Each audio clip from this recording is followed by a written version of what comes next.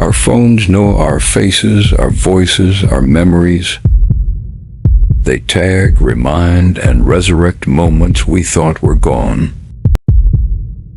But what if social media was never built for the living alone? Welcome to Tales Atelier, where even forgotten souls crave a little recognition.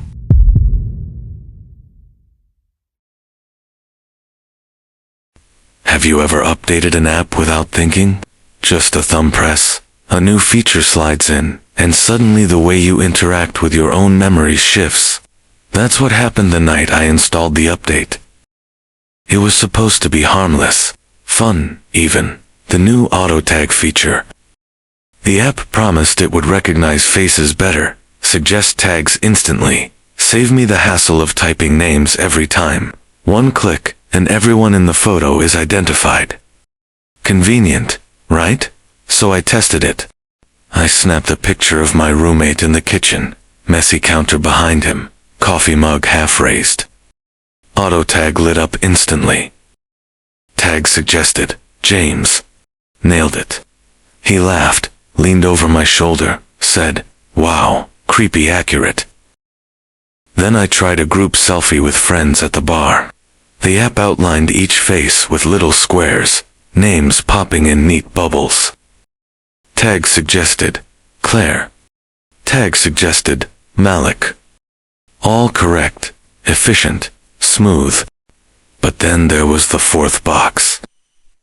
In the corner, half shadowed by the neon sign, the app highlighted nothing.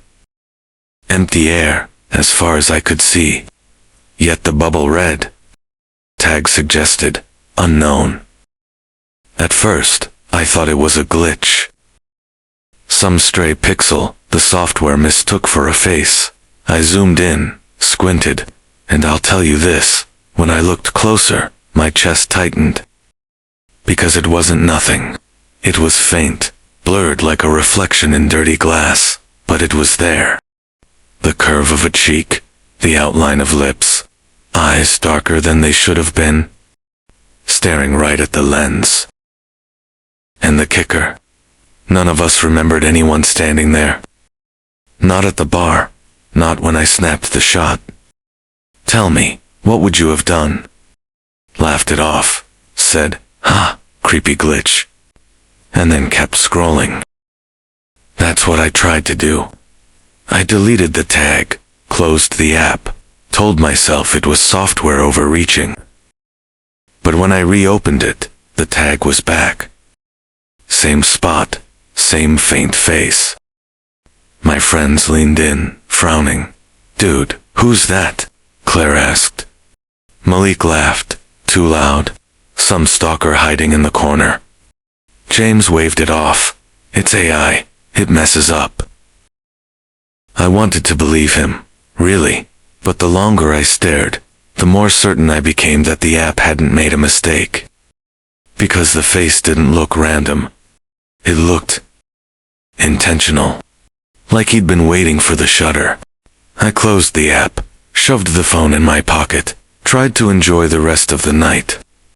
But you know how your brain works. It replays things you don't want to see. That faint smile in the corner haunted me through every laugh, every drink.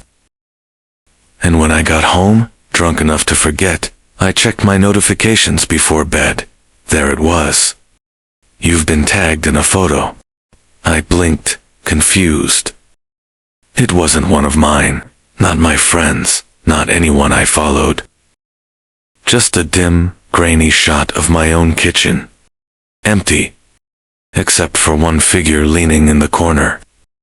His face clear now. And under it, tag suggested, "You."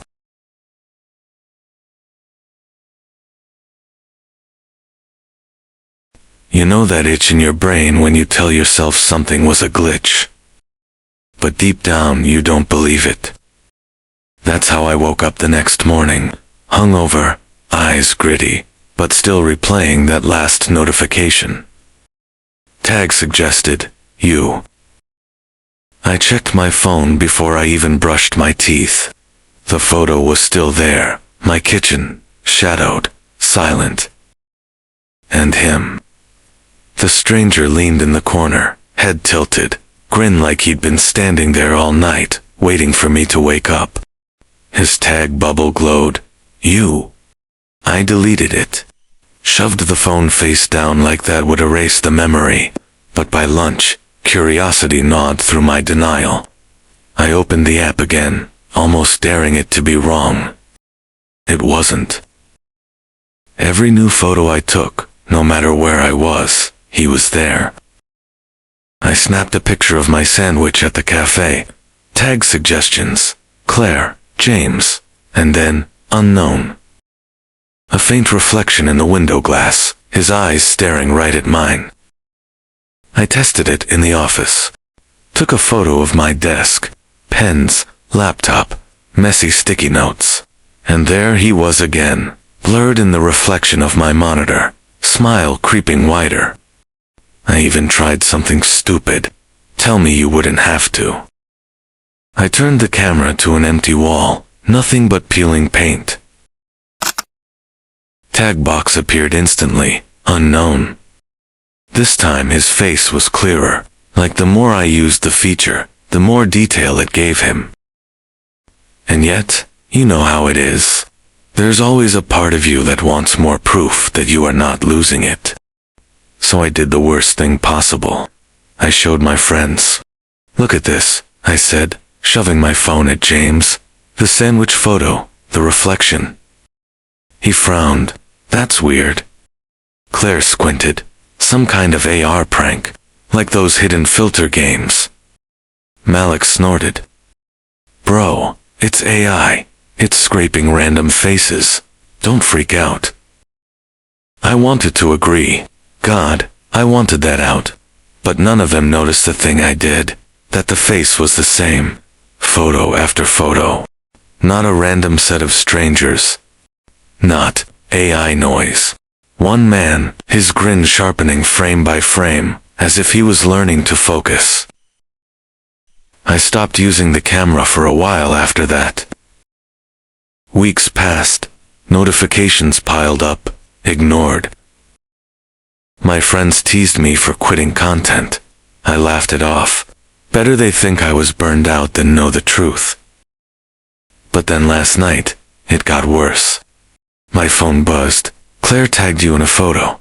I tapped. Group selfie, taken at a party I hadn't even gone to. Claire, Malik, a bunch of others crowded together, drinks in hand. And there he was, in the background, clearer than ever. Except this time, the bubble didn't say, unknown. It said my name.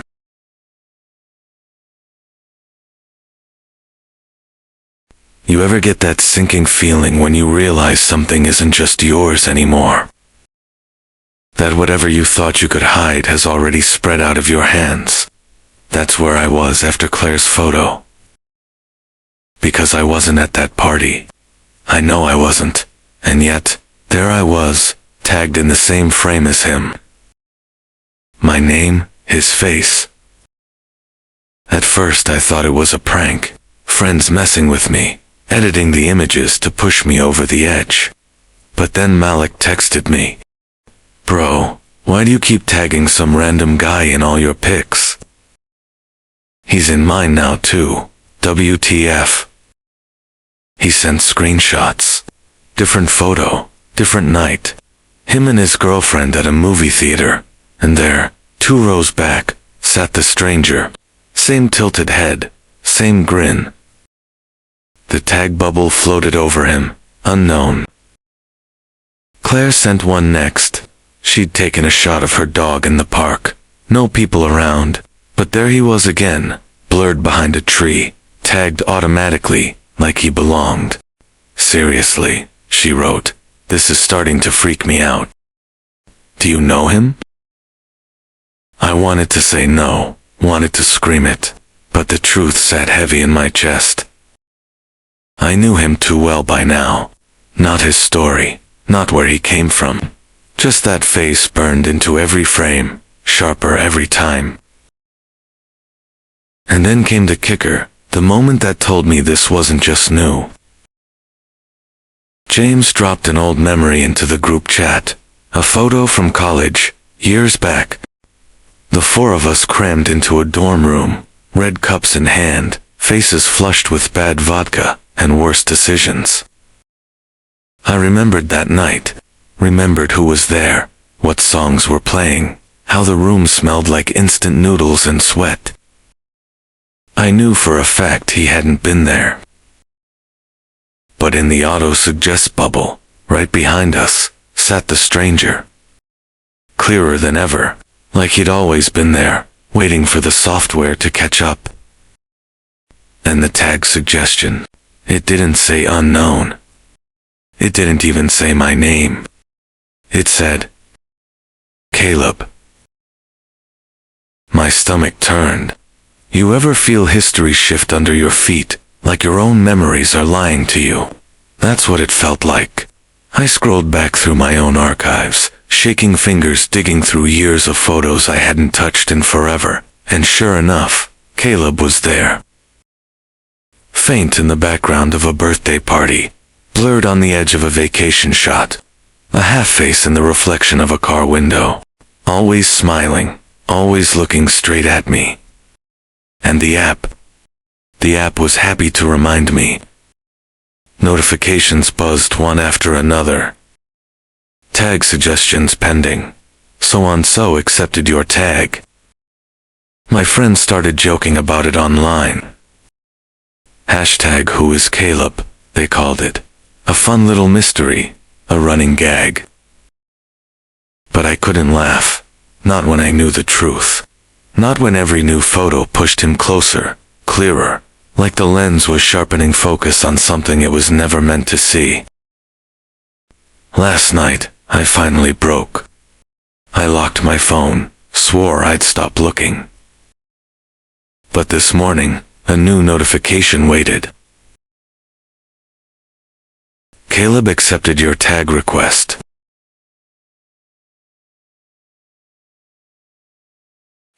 You ever scroll so deep into old memories that they stop feeling like yours? That was me, hunched over my laptop at 3 a.m., digging through years of dusty files like a grave robber. I wasn't looking for Caleb, at least, that's what I told myself. But after the latest tag, after his name appeared without me typing a single letter, I had to know. Who was he? So I went where nostalgia goes to rot. Old Facebook groups, forgotten Dropbox folders, dusty campus forums. Stuff we'd all left behind. And then, there he was. A name buried in an archived class roster. Caleb Ryder. Same graduating year as me. Same classes even. The grainy thumbnail photo loaded slowly, like it had to crawl back from the dead, but when it did, my stomach nodded. It was him, that same tilted head, that same shy smile, except softer, younger, not haunting, just human. Do you know that shock when you realize someone wasn't invented to scare you? Someone was always there, and you just didn't look hard enough? That's what slammed into me. I ransacked more files, yearbook scans, party albums. And the truth got worse. Caleb wasn't new. He was in our world all along. At the edge of group photos, cut off at the shoulder. In the background at football games, face blurred, no tag. A shadow at dorm mixers, always hovering near the circle, but never inside it. I'd scrolled past him 1,000 times without noticing. And when I finally dug up his obituary, buried on a local news site, with 3 sentences and no photo, my chest went cold. He died sophomore year. No family nearby, no friends listed, just a line about services held privately. Like he'd slipped through the cracks, like the world had already deleted him. My screen flickered. Notifications poured in. Caleb accepted your tag request. Caleb added you as a friend. Caleb wants to share a memory. My breath caught. I hadn't tagged him, hadn't added him. But when I clicked the alert, a new window opened. His profile. Alive again. Blank no longer. And there, typed beneath his smiling photo, were the words I'd been dreading and waiting for, all at once. And now, you see me. Have you ever realized you were the kind of person who looked right past someone? That's what haunted me after finding Caleb's name. He wasn't a ghost pulled from nowhere. He was someone I'd sat beside in class, brushed shoulders with at parties, maybe even nodded to in the hallway. But I'd never really seen him.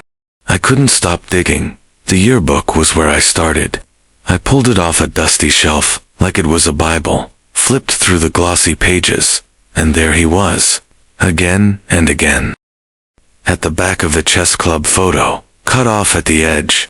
In the cafeteria spread, blurred behind a group, laughing at their table. Never the subject, never centered. Always near us, never with us. I took a photo of one page just to test, to prove I wasn't imagining it. My phone lit up instantly. Tag suggestion. Caleb. I dropped it like it burned me. I called Claire next, asked if she remembered him. Her pause was long enough to hurt. Yeah, maybe. Quiet guy, right? Didn't really talk to anyone. Malik was the same. Oh, was he in econ with us? Dude, I barely remember. Why do you ask? Their indifference was worse than if they'd said no. Because it confirmed what I already felt in my gut. Caleb had been there, living on the fringe, invisible. And we'd let him stay that way. But he hadn't forgotten us. That night, my notifications went wild, one after another. Caleb tagged you in a memory. Caleb wants to share this moment. Each one linked to old photos of us. Me, Claire, Malik, James, drunk smiles, and arms draped around shoulders.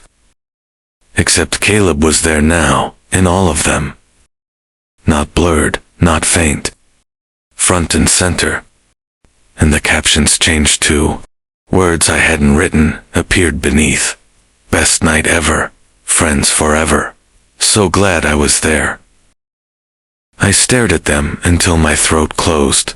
Do you understand how sick it feels, realizing the past is rewriting itself around someone you never let in?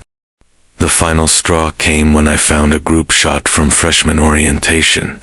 I remembered that day like it was etched in stone, sun blazing, everyone sweaty and awkward, crammed onto the bleachers for the official class photo. I knew Caleb hadn't been beside me. But when I looked now, he was. Smiling just like the rest of us. Tag suggestion already filled in. Caleb Ryder. And for the first time, it didn't feel like the app was glitching. It felt like it was correcting history.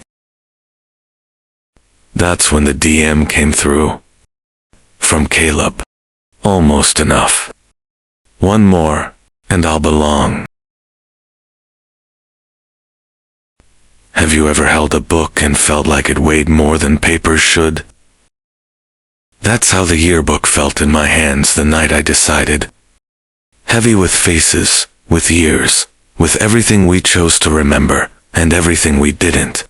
I sat cross-legged on the floor, yearbook open to our class photo. My finger hovered over the glossy page, tracing the outline of Caleb's face. Not blurred this time, not cut off at the edge, just there, waiting. My phone buzzed beside me. I didn't need to look. I knew it was him. Caleb, one more, please. I lifted the phone, snapped a picture of the yearbook page. The app lit up instantly, like it had been waiting to. Tag suggested, Caleb Ryder. For once I didn't delete it. My thumb hovered, trembling, then pressed accept. The screen blinked. For a second, I thought it froze. Then Caleb's profile filled in. No longer blank, no longer glitching. His photo wasn't the distorted grin anymore. It was the same soft smile from the yearbook, unremarkable, human, like the boy I'd overlooked 100 times. My notifications went silent. No more tags, no more memories, just quiet. I closed the yearbook and sat in the stillness, chest tight. I'd expected dread, fear, relief maybe. But what I felt was something else. Guilt. And a strange, fragile peace. It's an odd combination of emotions, and yet it felt right. The next day, I tested it, snapped a photo of my desk, my street, my face in the mirror. No tags, no Caleb, it was over. Almost. Because sometimes, when I'm out in the world, walking through a crowd, waiting for the train, I'll catch someone's eyes, linger a second too long. A stranger's smile, holding just a beat past normal. And for a flicker, I wonder if it's him. Not haunting, not hungry, just grateful. Do me a favor, next time you flip through an old yearbook, check the faces at the edge of the frame.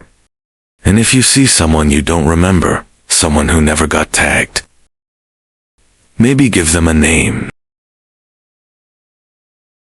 I know, this ruins the mood.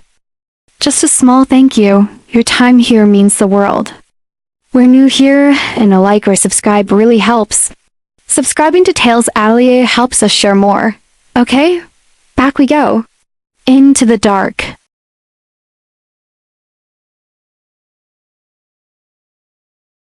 Amelia's ring light made a little halo on the wall.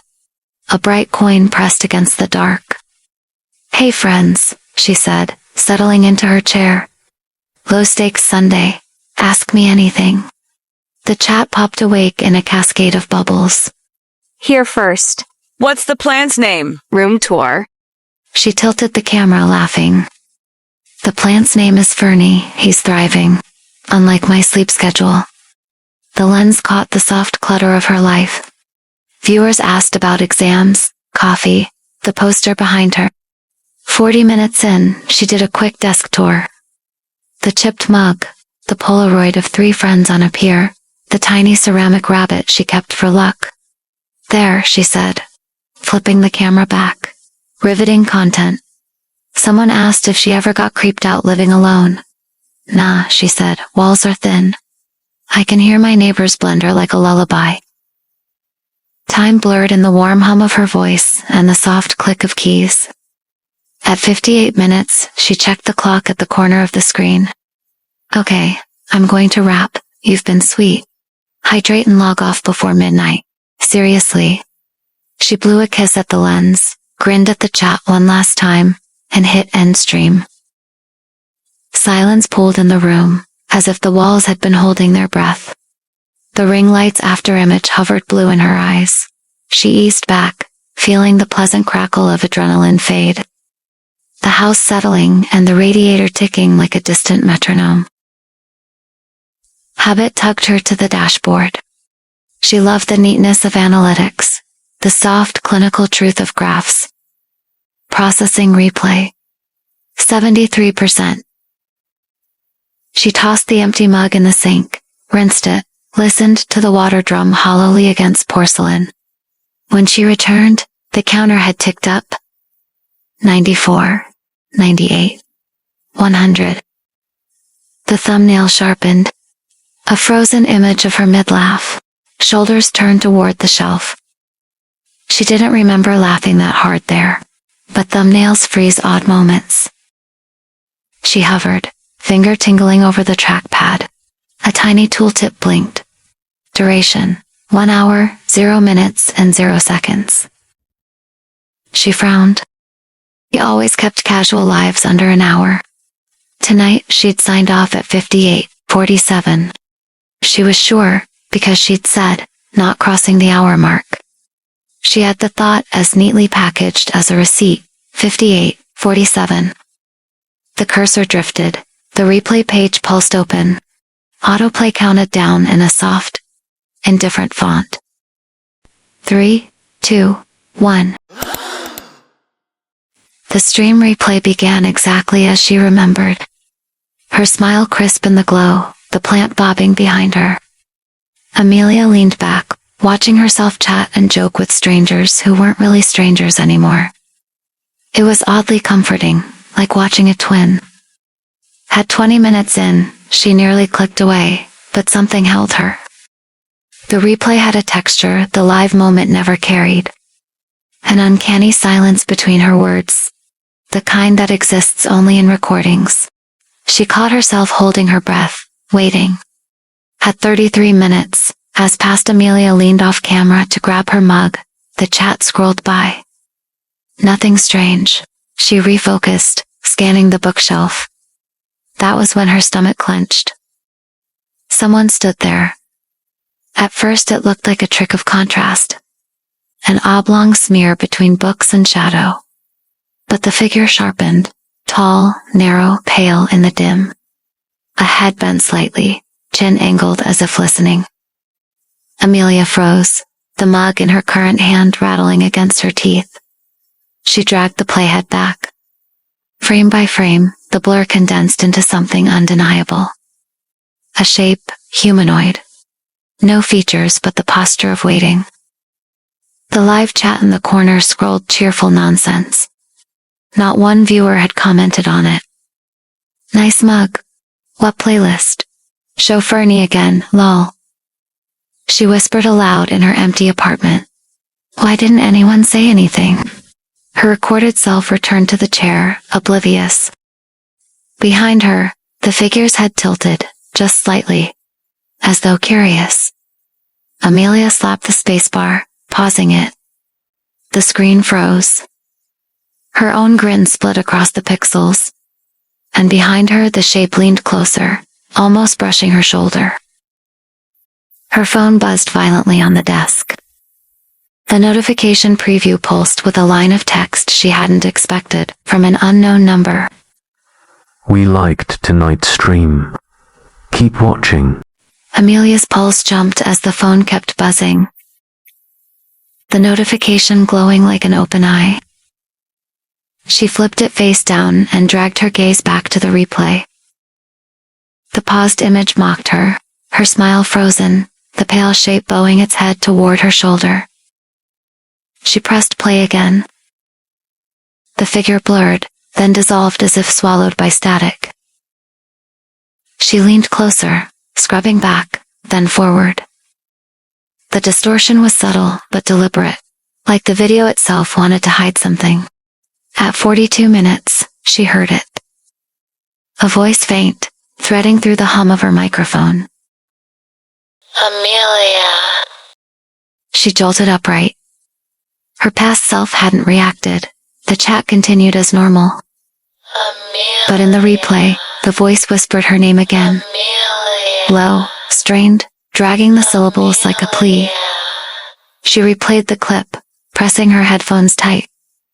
No audio spikes appeared in the track, no change in the waveform. The whisper lived only in playback, not in the file.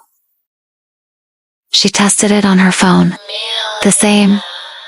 Her name, drawn out like breath against glass. Amelia. She tried the laptop speakers again. Amelia. Her throat closed.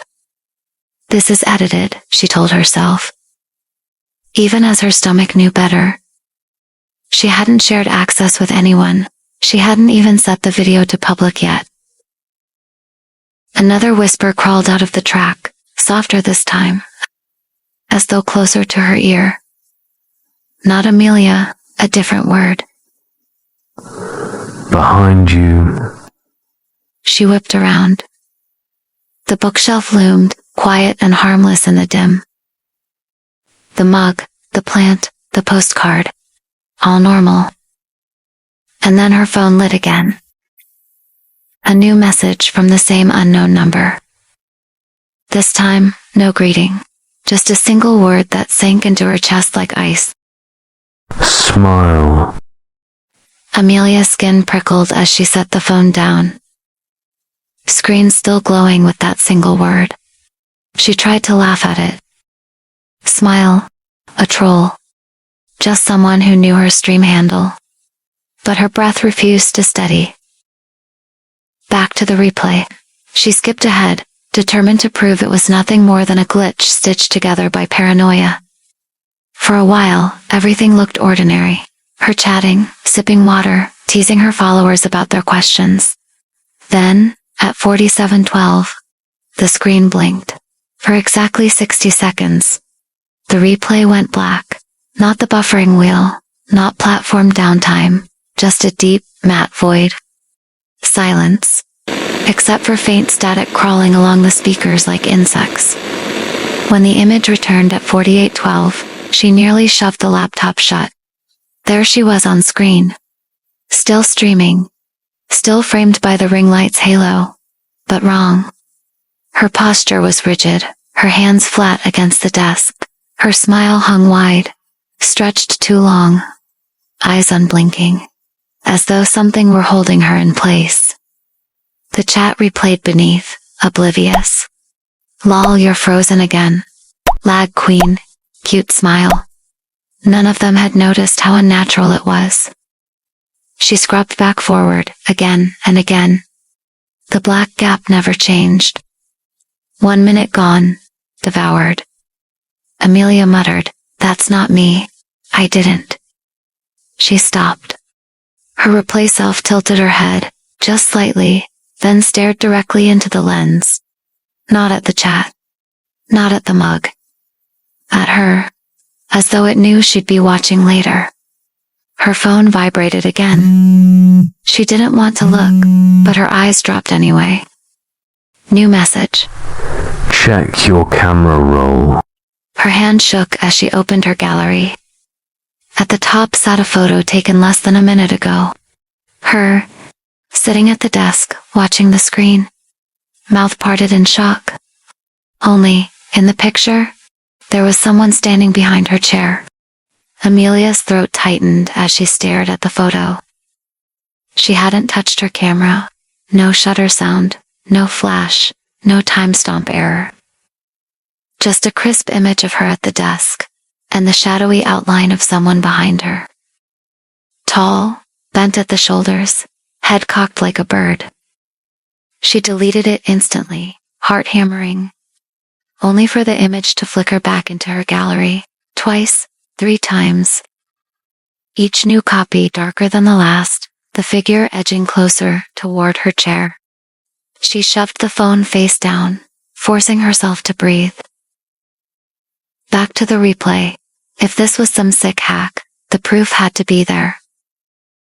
She skimmed forward. The replay self laughed, twirled a pen, chatted lightly. But in the scrolling chat log, something was off. Nestled among familiar usernames were ones she didn't recognize. Plain gray icons. Generic handles, like user 00091, observer 13, untitled. Their messages hadn't been in her live chat. She was sure. Don't look away. Stay still. Turn around. We see you. She scrolled backward through the live chat archive she'd downloaded earlier.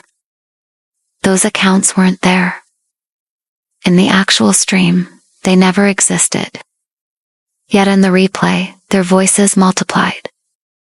Layering warnings and commands between the pastel chatter of her real viewers. And all of them seemed directed not at past Amelia, but at present Amelia.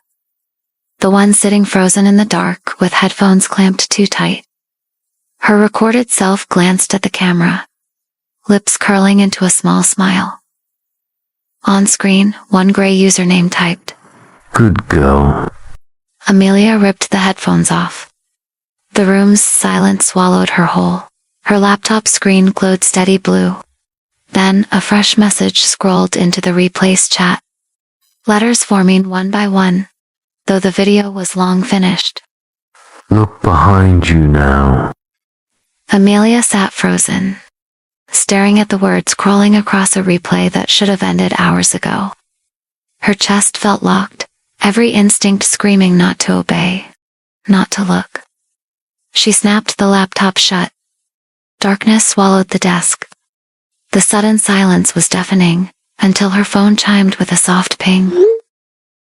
A notification banner slid across the locked screen. Stream live now. Her heart clenched. She hadn't gone live. She hadn't even opened the app. With shaking hands, she tapped it open. The screen bloomed into her own room. The stream was already running. It showed her sleeping. The camera wasn't angled from her laptop anymore. This feed came from the corner of the room, just above the shelf, as if another device was mounted there, watching. She could see herself curled on the bed, the blanket half-dangled, chest rising and falling. The live chat scrolled rapidly, usernames she didn't recognize pouring in. She's perfect. She's perfect. Don't wake her. Don't wake her. Closer. Closer. Closer. Closer. Closer. Amelia's stomach lurched. She pressed the power button, but the stream remained. Bright, intact, impossible. She searched the walls, the ceiling, the shelf. No hidden camera, nothing but plaster and shadows. Her sleeping self twitched, rolled onto her back, eyes fluttered open.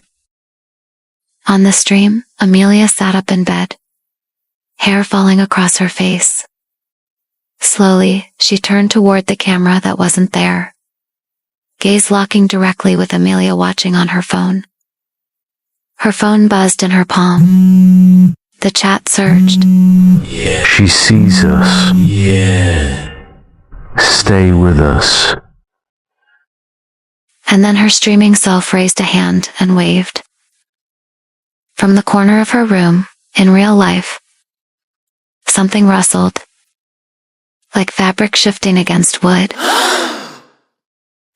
The rustle didn't stop, it grew. A soft scrape, like feet dragging across carpet. Amelia's breath came shallow, ragged.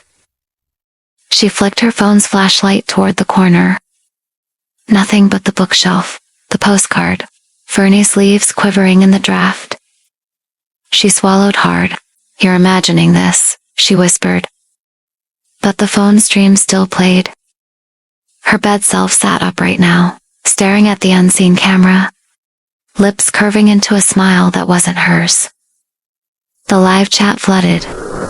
Friends are here now. Now. Don't blink. Don't blink. Welcome them. Welcome them. Amelia scrolled back through the replay. She wished she hadn't. Because behind her streaming self, 3 new figures appeared. Tall, indistinct, their outlines wrong. Long arms, shoulders hunched, each wore a smooth mask, featureless except for thin slits where the eyes should be.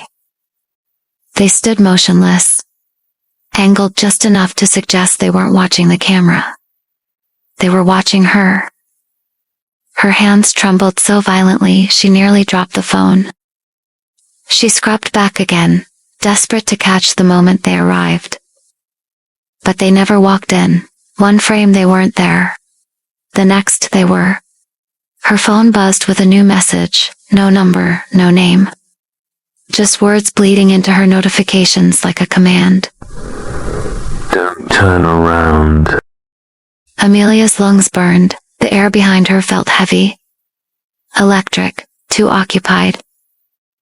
She clenched her jaw, staring at the screen, refusing to obey curiosity. On the stream, her bed self tilted her head, mirroring the angle of those blank masks.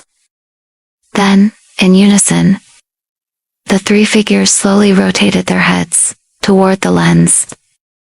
The video glitched. A warping shriek in the speakers. From the corner of her real room, something exhaled. The exhale in the corner thickened into a presence she couldn't ignore. Her chest ached from holding still. She forced herself to glance at the phone. The replay had changed again. Her bed self was gone. The frame now showed her desk. Her exact desk. And in the chair sat Amelia. Not her. Something wearing her face. The mimic Amelia stared into the camera, posture stiff, smile paper thin. Behind it, the masked figures crowded closer, masks tilting like they were peering over its shoulders. Her real laptop chimed. The replay window expanded on its own, showing the same mimic Amelia in live feed. Only this time, the double moved differently, turning toward a part of the room her back was to. Amelia's body went cold. From the corner, fabric shifted again. She couldn't stop herself. She turned. The masked ones stood there, not on the screen. In her room. One tilt of their heads, then the lights blew out with a snap.